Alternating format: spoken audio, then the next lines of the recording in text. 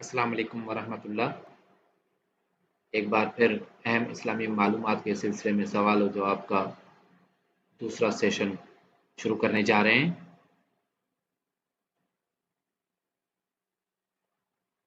سوال نمبر 1 ہے، قیامت کب ہوگی؟ جواب، اس کا علم صرف اللہ تعالی کے پاس ہے۔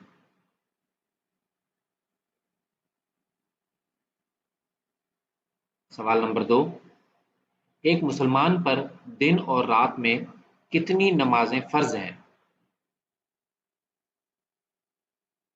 جواب ہے 5 نمازیں۔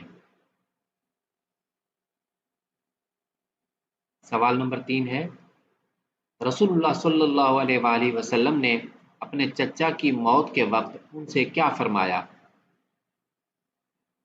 جواب ہے، فرمایا کہ لا الہ الا اللہ کہہ دیں، میں قیامت کے دن آپ کے لیے اس کے بارے میں گواہی دوں گا۔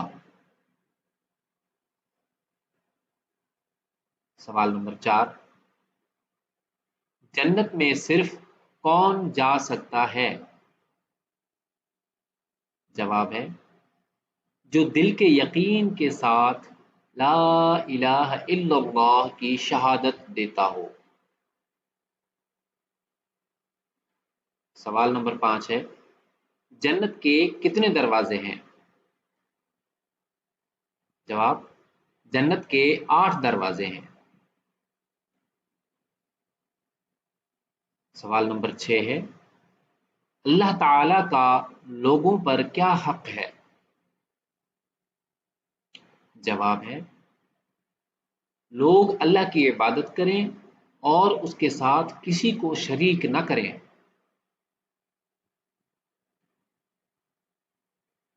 سوال نمبر 7، اللہ تعالی کا حق ادا کرنے کے بعد لوگوں کا اللہ پر کیا حق ہے؟